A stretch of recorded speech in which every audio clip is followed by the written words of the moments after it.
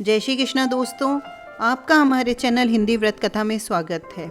जो महिलाएं कार्तिक स्नान करती है वे रोज कार्तिक स्नान के बाद मंदिर जाकर दीपदान करती है और दीपदान के बाद कार्तिक स्नान की कहानी कहती है।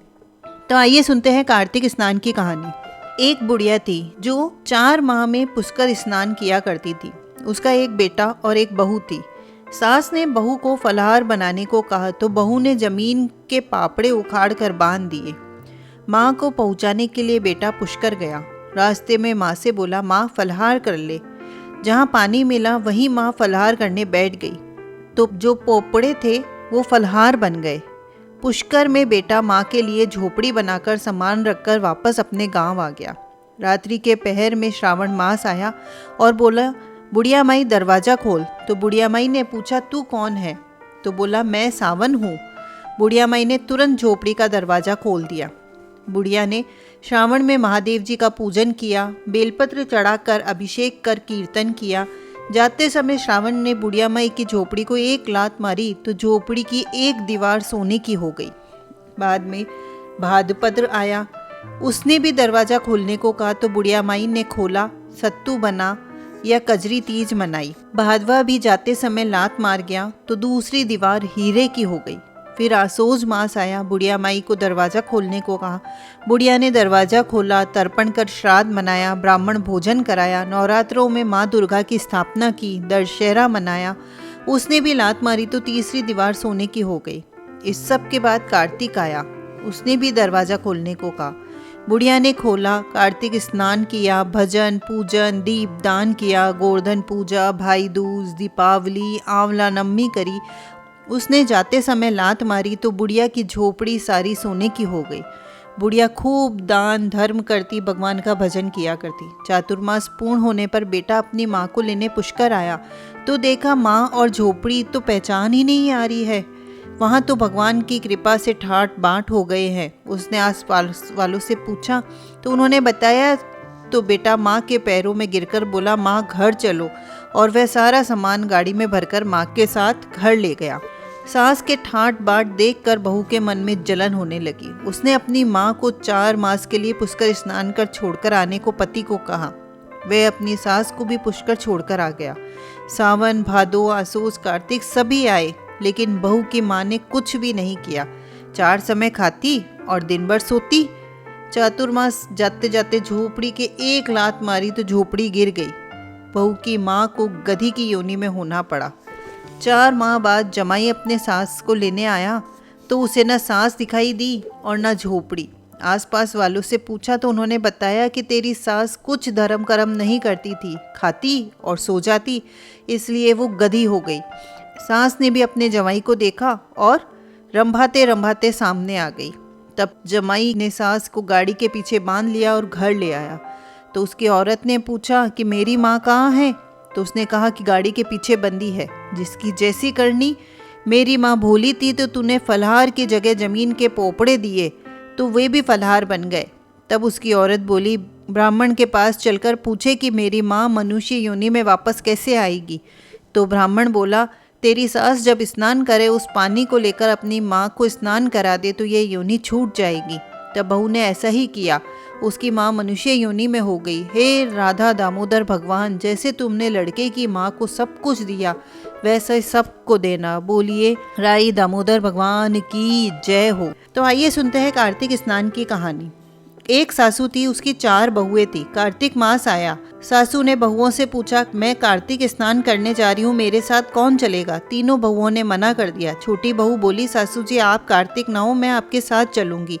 दूसरे दिन सासू बहुएं जल्दी उठी, सारा काम किया। नदी के पास जाकर सासू ने स्नान किया। बहू सासू की साड़ी धोने लगी। कभी कपड़े धोए हुए नहीं थे, बहू से साड़ी निचोई नहीं गई। घर आकर झरझरती साड़ी सुखा दी। मन लगाकर सासू की सेवा करी। स्नान से निवृत्त होते ही सासू को जरूरत के सब सामान देती। इसी बहाने सासू के साथ बहू का भी कार्तिक स्नान हो गया। कार्तिक माता प्रसन्न हो गई। जहाँ साड़ी का पानी झरता वहाँ सोने की चीपे हीरे मोती जगमगाने लगे। घर में सोने चांदी का ढेर हो गया। धन से घर भर गया। कार्तिक महीना पूरा हुआ। बहू बोली, जितनी इच्छा हो ब्राह्मण जिमाओ, दान धर्म करो। सासू बोली कैसे करूं, घर में तो कुछ नहीं है। बहू बोली जितनी इच्छा हो ले लो। सब वैभव दिखाया। सासू बोली तू इतना सब कहाँ से लाई। बहू बोली मैं तो आपकी साड़ी धोती और सुखा देती, इसके झड़ने की जगह धन का ढेर लग गया।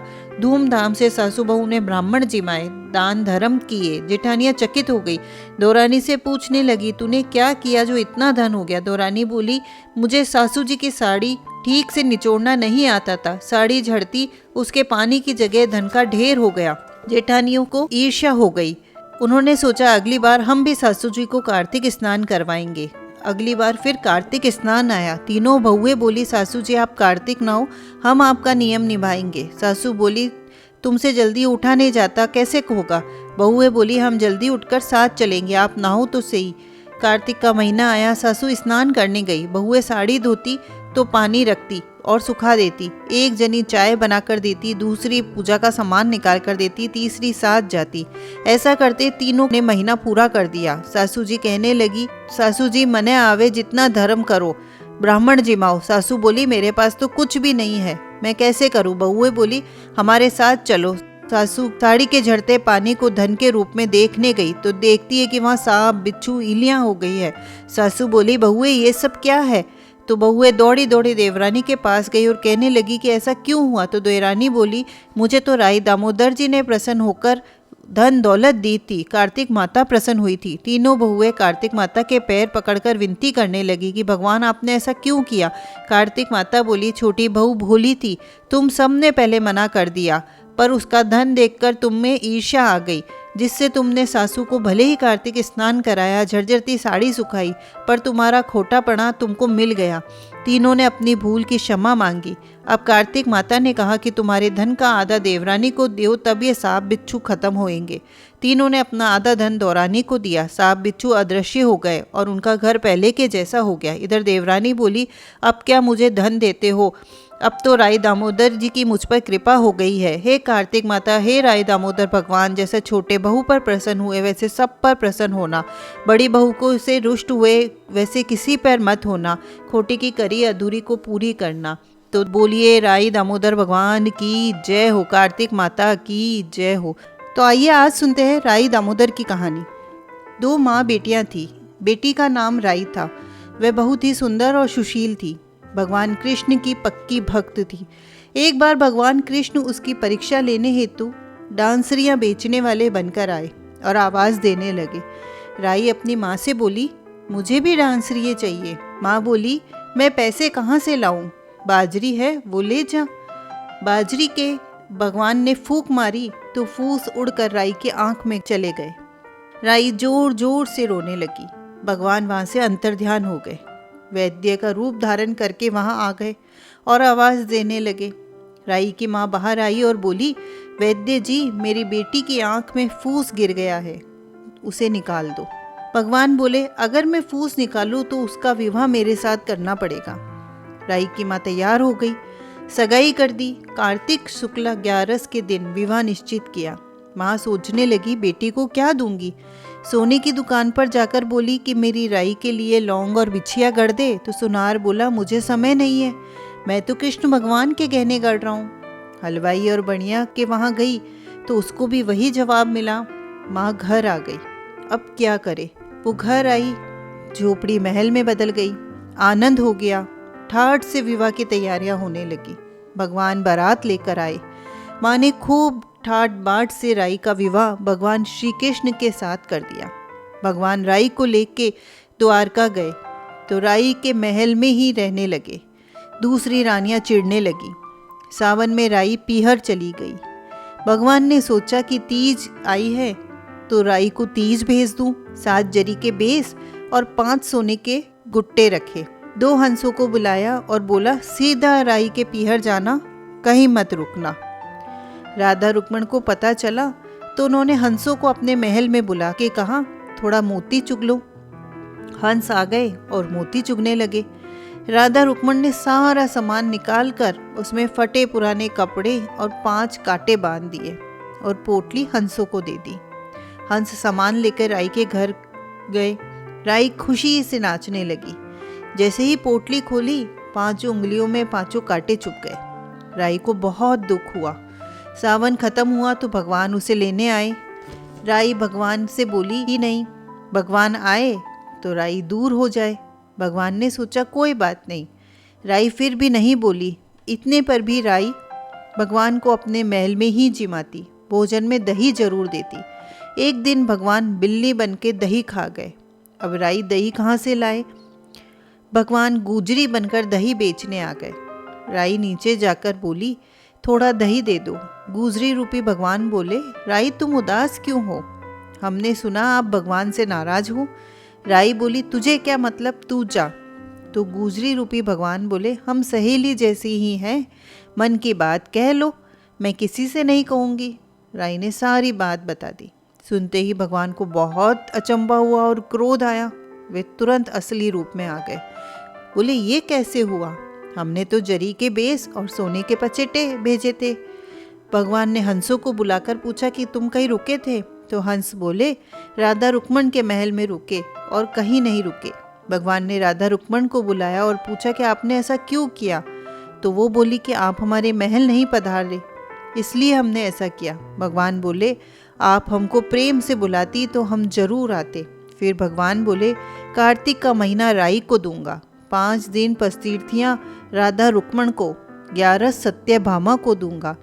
भगवान ने सबको मान दिया। हे भगवान, हे कृष्ण भगवान, राधा रुक्मण राई को मान दिया, वैसे सबको देना। घट्टी को पूरी करना, पूरी को प्राण छोड़ जो, भूल चूक माफ कर जो। तो दोस्तों, बोलिए श्री कृष्ण भगवान की जय हो, राई दामोदर की जय हो। तो आइए सुनते हैं इल्ली और घुन की कार्तिक की कहानी। एक इल्ली और घुन था। इल्ली बोली, आओ घुन कार्तिक नहाए। तो घुन बोला, तू ही नहा ले, मैं तो नहीं नहाऊंगा। बाद में इल्ली तो राजा की लड़की के पल्ले लगकर चली गई और कार्तिक नहाती रही और घुन नहीं नहाया। कार्तिक उतरते ही दोनों मर गए। बाद में इल्ली ने कार्तिक नहाने के कारण राजा के घर जन्म लिया और घुन राजा के घर गधा बना। राजा ने बेटी का विवाह का सावा निकलवाया। बेटी ससुराल जाने के लिए विदा होने लगी तो बेटी की बैलगाड़ी रुक गई।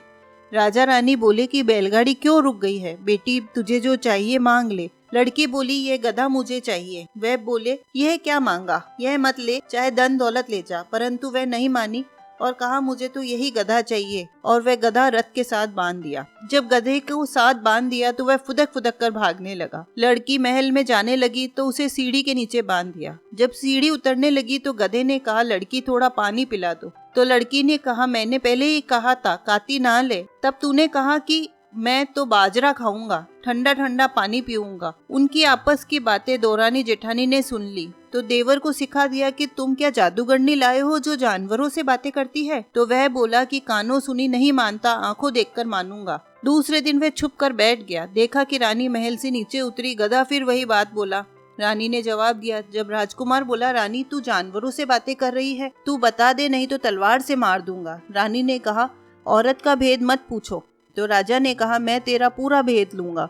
रानी ने कहा, पिछले जन्म में मैं इल्ली थी और यह घुन था। तब मैंने कहा था घुन कार्तिक नहा ले, वह नहाया नहीं, इसलिए ये गधा बन गया। मैं रानी के पल्ले से लगकर कार्तिक नहाई, इसलिए मैंने राजा के घर जन्म लिया। यह बात सुनकर राजा ने कहा कि कार्तिक के नहाने का क्या फल है? तो रानी ने कहा कि कार्तिक नहाने से मैं आपके घर में राजपाट कर रही हूँ। तब राजा ने कहा कि इतना फल है तो हम दोनों अब जोड़े से नहाएंगे, दान पुण्य करेंगे, जिससे आगे हमें और सुख मिले। दोनों जने कार्तिक स्नान करने लगे। राजा के घर में बहुत धन संपत्ति हो गई। हे कार्तिक महाराज, हे राई दामोदर भगवान, जैसा इल्ली को सुख दिया वैसा सबको देना। कहते ने सुनते ने हुंकारा भरते ने मेरे सारे परिवार को देना। कार्तिक मास में शालिग्राम जी, तुलसी विवाह, ये सब कहानियाँ जरूर सुननी चाहिए। तो आइए सुनते हैं शालिग्राम जी की कहानी। एक बुढ़िया थी। कार्तिक मास में वो पुष्कर स्नान का विचार कर पड़ोसन से बोली, मैं पुष्कर जा रही हूँ, तुम मेरे शालिग्राम जी को रख लो। पड़ोसन बोली, मुझे सेवा पूजा नहीं आती है, बताओ, वैसे मैं कर दूंगी। बुढ़िया बोली, सवेरे इनको उठाना, गंगा से लोटा भरकर पानी लाना, आते समय बगीचे से पुष्प तुलसी लाना, भगवान को जल व कच्चे दूध से नहलाना, चंदन लगाकर पुष्प तुलसी चढ़ाना, दूध का भोग लगाना, दोपहर को रसोई जो भी बने उसका भोग लगाना, शाम को दिया जलाना, ऐसे सेवा पूजा करना। कहकर वह चली गई। पड़ोसन ने बुढ़िया माई के कहे अनुसार किया, पर भगवान की थाली में भगवान जीमते ही नहीं, दूध पिया ही नहीं। ये देख वो चिंता में पड़ गई। बोली, आपकी मालकिन आएगी तो कहेगी कि मेरे भगवान को दुबला कर दिया, अभी 1 महीना है, आप जीम लो तो मैं भी जीमूं। वह भूखी बैठी रही। भगवान ने सोचा अब तो दर्शन देने पड़ेंगे। छोटा सा मोर मुकुट पीताम्बरधारी रूप लेकर पाटे पर बैठ गए। दूध पी लिया, जीम लिया, रोज ऐसा ही होता। एक दिन भगवान ने कहा कि मैं गाय चरा लाऊं, तो पड़ोसन बोली, थोड़े दिन तो रहोगे, क्यों जाते हो? तो भगवान माने नहीं। हाथ में सोने की लाठी, कंधे पर हीरे मोती का पीताम्बर डाल गाय चराने जाते। महीना बीता, बुढ़िया माई घर आई। स्नान ध्यान से निमट के सोचा कि सालीग्राम जी को ले आऊं। पड़ोसन के गई। पड़ोसन बोली, सालीग्राम जी को शाम को आएंगे तब ले जाना। बुढ़िया सालीग्राम जी के लिए जिद करने लगी। झगड़ा हो गया, लोग इकट्ठे हो गए। पड़ोसन बोली, बुढ़िया को समझाओ, 1 महीना निकाला, जैसे तैसे शाम तक का भी सब्र रख ले। बुढ़िया धरना देकर बैठ गई। शाम पड़े भगवान आए। गाय उनकी जगह छोड़कर भगवान मंदिर में विराज गए। पड़ोसन बुढ़िया से बोली, ले जाओ तुम्हारे भगवान। और भगवान से बोली, भगवान बुढ़िया को भी रूप दिखा दो, नहीं तो मेरे प्रति ये अंधविश्वास ही रखेगी। भगवान ने मोर मुकुट पीताम्बर धर हाथ में सोने की लाठी लेकर दर्शन दिया। तो भगवान ने भोले भक्तों को दर्शन दिए। हे भगवान, वैसे ही सभी को देना। बोलिए पीताम्बर धारी की जय हो, मोर मुकुट धारी की जय हो। कार्तिक के महीने में रोजाना तुलसी को सींचने का बहुत महत्व है। कार्तिक के महीने में रोजाना तुलसी को सींचिए, तुलसी के दीपक जलाइए और तुलसी माता से अपने लिए सुख समृद्धि और अमर सुहाग की प्रार्थना कीजिए। कार्तिक के महीने में तुलसा जी की कहानी भी कही जाती है। तो आइए सुनते हैं तुलसी माता की कहानी। कार्तिक के महीने में सब औरतें तुलसी माता को सींचती हैं। सब तो सींच कर जाती, लेकिन एक बुढ़िया माई आती और कहती, हे तुलसी माता सत की दाता, मैं तेरा बिरला सींचती हूँ, मुझे बहू दे, पीताम्बर की धोती दे, मीठा मीठा घास दे, बैकुंठा का बास दे, चटक की चाल दे, पटक की मौत दे, चंदन को काट दे, साई को रास दे, दाल भात का पुरसन दे, ग्यारस की मौत दे, कृष्ण भगवान को कांधो दे। तुलसी माता यह बात सुनकर सूखने लगे। तो भगवान ने पूछा, हे तुलसी मैया, तुम सूख क्यों रही हो? तुलसी माता ने कहा कि एक बुढ़िया माई रोज आती है और ये बातें कह देती है, मैं सब कुछ उसकी सारी बात पूरी कर दूंगी, लेकिन कृष्ण का कांधा कहाँ से दूंगी? तो कृष्ण भगवान बोले, जब वह मरेगी तो अपने आप कांधा दे आऊंगा, तो बुढ़िया माई से कह देना। बाद में बुढ़िया माई मर गई। सारे गांव वाले एकत्रित हो गए, बुढ़िया माई को ले जाने लगे, लेकिन वो इतनी भारी हो गई कि किसी से भी नहीं उठी। तब सबने कहा कि यह तो इतनी पूजा पाठ करती थी, पाप नष्ट होने की माला फेरती थी, फिर भी भारी हो गई। भगवान बूढ़े ब्राह्मण का भेष बनाकर आए और सबसे पूछा कि इतनी भीड़ क्यों लगी है? तो एक आदमी बोला कि एक बुढ़िया माई थी, मर गई, पापण थी, इसलिए किसी से नहीं उठती। तो भगवान ने कहा, मेरे को एक बात इसकी कान में कहने दो, उठ जाएगी। तो भगवान ने कान के पास जाकर कहा कि बुढ़िया माई मन की निकाल ले, पीताम्बर की धोती ले, मीठा मीठा घास ले, वैकुंठा का बास ले, चटक की चाल ले, पटक की मौत दे, दाल भात को पुरसन ले, कृष्ण भगवान को कांधा ले। यह सुनते ही बुढ़िया माई हल्की हो गई। भगवान उसे अपने कंधे पर ले गए और उसकी मुक्ति हो गई। हे तुलसी माता, जैसे उस बुढ़िया माई की मुक्ति कराई वैसी हमारी भी कराना। बोलिए तुलसी माता की जय हो। कार्तिक के महीने में पीपल पतवारी सींचने का भी बहुत बड़ा महत्व है। पीपल पतवारी के बिना कार्तिक की पूजा अधूरी मानी जाती है। इसलिए सुबह बाकी सब जगह दीपदान करने के बाद पीपल पतवारी जरूर सींचें, दीपदान करें और पीपल पतवारी की कथा भी कहें। तो आइए सुनते हैं पीपल पतवारी की कहानी। एक गुजरी थी, उसने अपने बहू से कहा कि तू दूध दही बेच आ। तो वह दूध दही बेचने गई। कार्तिक का महीना था, वहां पर सब औरतें पीपल सींचने आती थी और वह भी बैठ गई। औरतों से पूछने लगी कि आप लोग क्या कर रहे हो? तो औरतें बोली, हम तो पीपल पतवारी सींच रहे हैं। तो उसने कहा, इससे क्या होता है? औरतों ने जवाब दिया कि इससे अन्न धन मिलता है, वर्षों से बिछड़ा हुआ पति मिल जाता है। तो उस गुजरी ने कहा कि तुम तो पानी सींच रही हो, मैं दूध दही से सींचूंगी। और बेचने के दूध दही से पतवारी और पीपल सींचाती। उसकी सास रोज कहती कि तू दूध दही बेचकर पैसे लाके दे। तो उसने कहा, जब कार्तिक का महीना पूरा होगा तब ला दूंगी। कार्तिक का महीना पूरा हो गया। पूनम के दिन गुजरी की बहू पीपल पतवारी के पास धरने बैठ गई। पीपल पतवारी ने पूछा कि तू यहाँ क्यों बैठी है? उसने कहा, मेरी सास दूध दही के पैसे मांगेगी। तो पीपल पतवारी ने कहा, मेरे पास तो पैसे नहीं है, ये भाटे डंडे पान पत्ते पड़े हैं, ले जा और गुल्लक में रख देना। सास ने पूछा, पैसे लाई? तो गुजरी ने कहा, मैंने पैसे गुल्लक में रखे हैं। सास ने गुल्लक खोलकर देखा तो सास देखती ही रह गई। उसकी आंखें फटी की फटी रह गई। हीरे मोती जगमगा रहे थे। पत्तों का धन हो गया। सास बोली, बहू इतना पैसा कहाँ से लाई है? बहू ने आकर देखा तो बहुत सारा धन पड़ा था।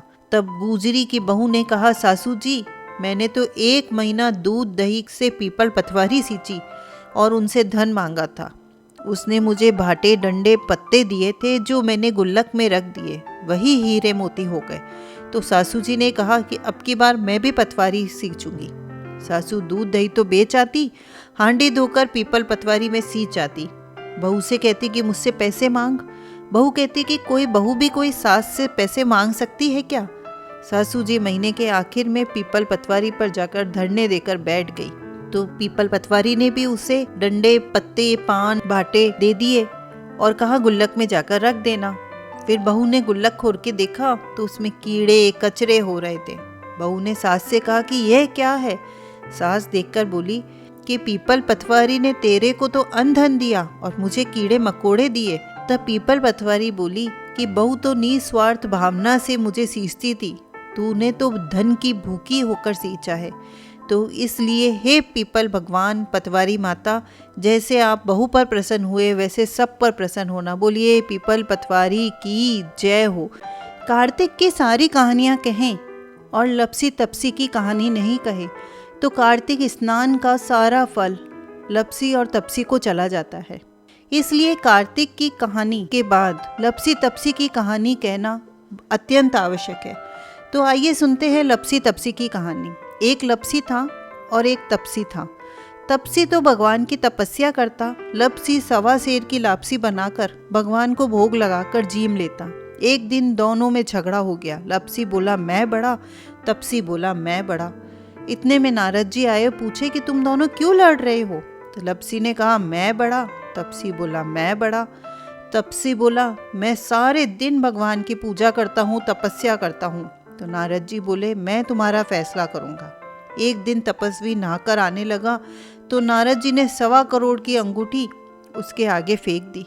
उसने आँख खोलकर देखा तो 1.25 करोड़ की अंगूठी आगे पड़ी थी।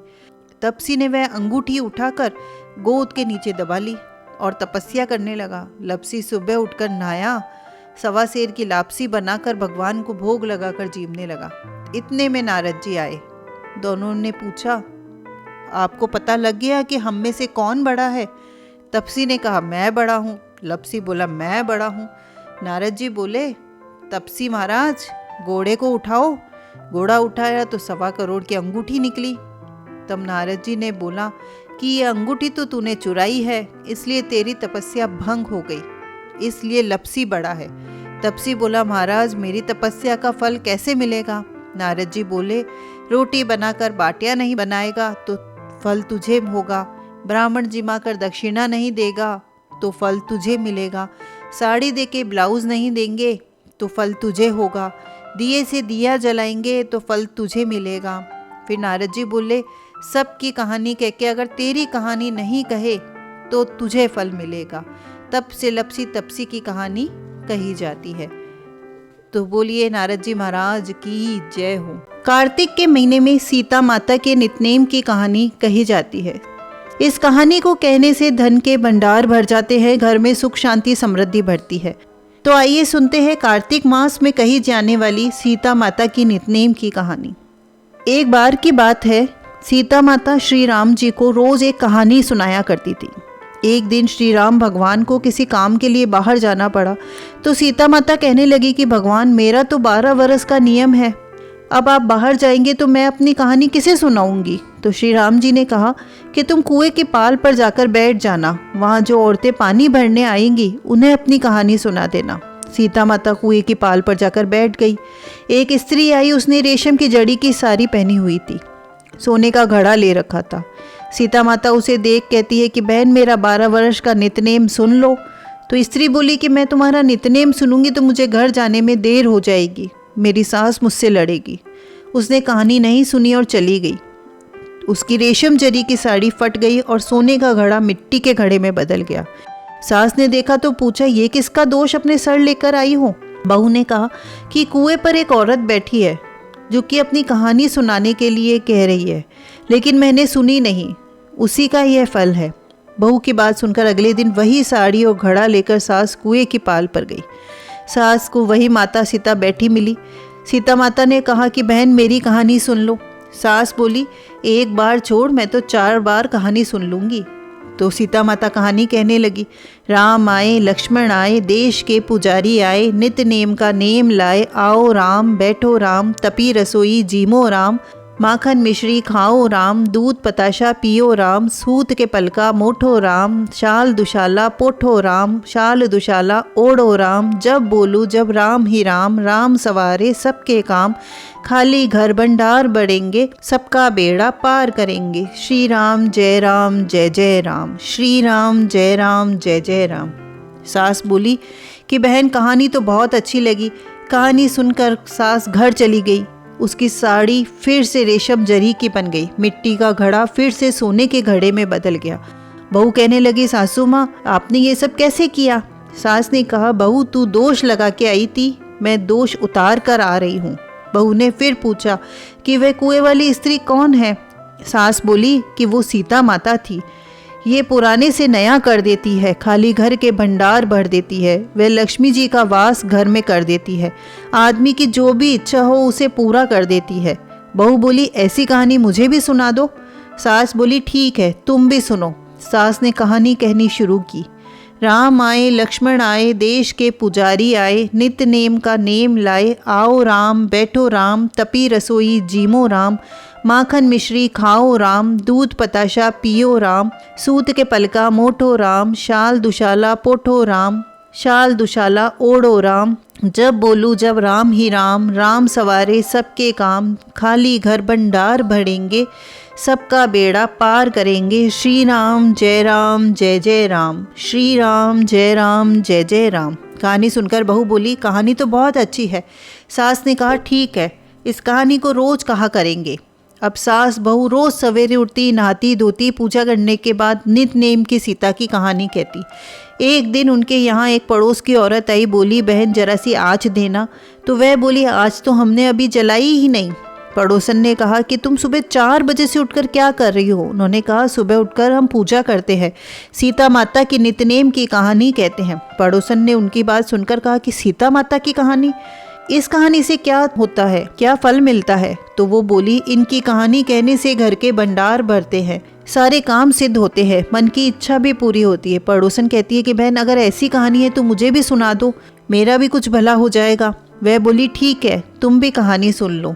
राम आए, लक्ष्मण आए, देश के पुजारी आए, नित नेम का नेम लाए, आओ राम, बैठो राम, तपी रसोई जीमो राम, माखन मिश्री खाओ राम, दूध पताशा पियो राम, सूत के पलका मोठो राम, शाल दुशाला पोठो राम, शाल दुशाला ओढ़ो राम, जब बोलूँ जब राम ही राम, राम सवारे सबके काम, खाली घर भंडार भरेंगे, सबका बेड़ा पार करेंगे, श्री राम जय जय राम, श्री राम जय जय राम। सारी कहानी सुनने के बाद पड़ोसन कहने लगी, बहन कहानी तो मुझे बहुत अच्छी लगी। अब वह पड़ोसन भी नित नेम सीता माता की कहानी कहने लगी। कहानी कहने से सीता माता ने पड़ोसन के भी घर में अन्न धन के भंडार भर दिए। अब तो पूरे मोहल्ले में नितनेम की कहानी चल पड़ी। हर किसी की मनोकामना पूरी होने लगी, सबके अन्न धन के भंडार भरने लगे। हे सीता माता, जैसे आपने उनके भंडार भरे वैसे ही आप हमारे भी भंडार भरना, हमारी भी मनोकामनाएं पूरी करना। कहानी सुनने वालों के भी और कहानी कहने वालों की भी और इस वीडियो को देखने वालों की भी भंडार भरे रखना, सबकी मनोकामनाएं पूरी करना। बोलिए सीता मैया की जय हो, राम लक्ष्मण की जय हो। आज हम आपको 4 चिड़ियों की कहानी सुनाने जा रहे हैं कि उनके साथ क्या हुआ। आइए सुनते हैं चिड़ियों की कहानी। 4 चिड़िया थी, चारों कार्तिक मास में कार्तिक नहाती थी। पड़वा के दिन चारों चिड़ियों ने सोचा कि चलो खिचड़ी बनाते हैं। एक चिड़िया चावल ले आई, एक चिड़िया दाल ले आई, एक चिड़िया घी ले आई और एक चिड़िया नमक ले आई। सबने मिलकर खिचड़ी बनाई। सबने सोचा पहले नहा लिया जाए तब खिचड़ी खाते हैं। चिड़िया नहाने चली गई। पहले एक चिड़िया आई, उसे बहुत ज़ोर से भूख लग रही थी, लेकिन बाकी चिड़िया अभी तक आई नहीं थी, तो उसने खिचड़ी की भाप खा ली। दूसरी चिड़िया आई तो उसने पानी पी लिया, तीसरी चिड़िया आई तो खिचड़ी खा ली, चौथी चिड़िया आई तो उसने खुचरन खा ली। चारों चिड़िया एक समय बाद मर गई। जिस चिड़िया ने भाप खाई थी वह राजा के घर राजकुमारी बनी, जिस चिड़िया ने पानी पिया था वह कुमार के घर पैदा हुई, और जिस चिड़िया ने खिचड़ी खाई थी उसने ब्राह्मण के घर जन्म लिया, और जिस चिड़िया ने खुचरन खाई थी वो हथिनी बन गई। कुमार की लड़की राजा के यहाँ दासी बनी, ब्राह्मण की लड़की राजकुमारी की सहेली बनी, और हथिनी भी राजा के यहाँ ही थी। राजकुमारी को अपने पिछले जन्म की सारी बातें याद थी। जब राजकुमारी की शादी हुई, जब विदा होने लगी तो राजा से बोली कि पिताजी मैं अपने साथ अपनी सहेली और दासी को भी ले जाऊंगी। राजा ने कहा ठीक है ले जाना। राजकुमारी ने कहा कि पिताजी मुझे हथिनी भी चाहिए। राजा ने कहा अच्छा ठीक है ले जाओ। राजा ने अपने नौकर भेजे और कहा जाओ हथिनी ले आओ, लेकिन हथिनी उठी ही नहीं। जब राजकुमारी खुद उसके पास गई, उसके कान में पिछले जन्म की बात कही, जिसे सुनकर हथिनी तुरंत उठ गई। राजकुमार ने यह सब देखा तो उसने कहा कि तुम कौन हो और हथिनी के कान में क्या कह रही थी, जिसे सुनकर हथिनी खड़ी हो गई। राजकुमारी ने कोई जवाब नहीं दिया। राजकुमार ने कहा सच सच बता दो, नहीं तो मैं तुम्हारा सिर काट दूंगा। तब राजकुमारी ने राजकुमार को पिछले जन्म की सारी बात बता दी। राजा ने भी सारी बातें सुनी और कहा कि यदि कार्तिक स्नान से इतना महत्व होता है तो हम भी जोड़े से कार्तिक स्नान करेंगे, खूब दान पुण्य करेंगे, भगवान का खूब भजन पाठ करेंगे। तो दोस्तों इस कहानी से हमें यही शिक्षा मिलती है कि हमें कार्तिक स्नान जरूर करना चाहिए, क्योंकि कार्तिक स्नान करने से हमारे सारे पाप दोष मिट जाते हैं और हमें अगले जन्म में अच्छी योनि में जन्म मिलता है। कार्तिक के महीने में जब हम सुबह सुबह भगवान की आरती करते हैं उसे मंगला आरती कहा जाता है। तो आइए सुनते हैं कार्तिक में कही जाने वाली मंगला आरती। दर्शन मोहे दीजो जन्म सुधारे, मंगला आरती झाकी मोहे दीजो, कुल की तो त्यारण मंगला आरती। दर्शन मोहे दीजो जन्म सुधारे, मंगला आरती झाकी मोहे दीजो, कुल की त्यारण मंगला आरती।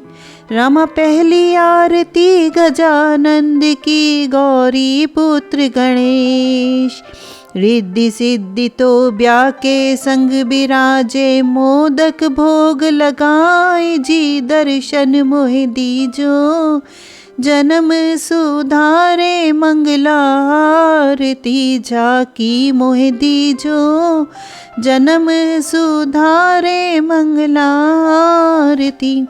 रामा दूजी आरती गंग माई की, झाका निर्मल नीर, गंगा नाए गोमती नाए, निर्मल हुआ शरीर जी दर्शन मोहे दीजो, जन्म सुधारे मंगला आरती झाकी मोहे दीजो, कुल की तो त्यारण मंगला आरती। रामा इग्नी आरती रामेश्वर की, बसे समुद्र बीच, देश देश का आवे जातरी, चढ़े गंगा जल नीर जी दर्शन मोहे दीजो, जन्म सुधारे मंगला आरती झाकी मोहे दीजो, कुल की तो त्यारण मंगला आरती। रामा चौथी आरती द्वारका नाथ की, बसे समुद्र बीच, गोमती माई को स्नान कराश्या, छाप लगे रण छोड़ जी दर्शन मोहे दीजो, जन्म सुधारे मंगला आरती झाकी मोहे दीजो, कुल की तो त्यारण मंगला आरती। रामा पांचवी आरती जगन्नाथ की, लागे चावल को भोग, जगन्नाथ का भात में कोई, जगत पसारे हाथ जी दर्शन मोहे दीजो, जन्म सुधारे मंगला आरती झाकी मोहे दीजो, कुल की तो त्यारण मंगलारती। रामा छठी आरती बद्रीनाथ की, चाका जूचा छीका। रामा तप्त कुंड में करवाया स्नान, निर्मल हुआ शरीर जी, दर्शन मोहि दीजो, काया सुधारे मंगलारती। झांकी कर लीजो, जन्म सुधारे मंगलारती। रामा सातवीं आरती गुरुदेव की, महिमा परंपार। भवसागर से पार उतारे दीन बंधु भगवान जी, दर्शन मोहि दीजो, जन्म सुधारे मंगलारती। झांकी कर लीजो, काया सुधारे मंगलारती।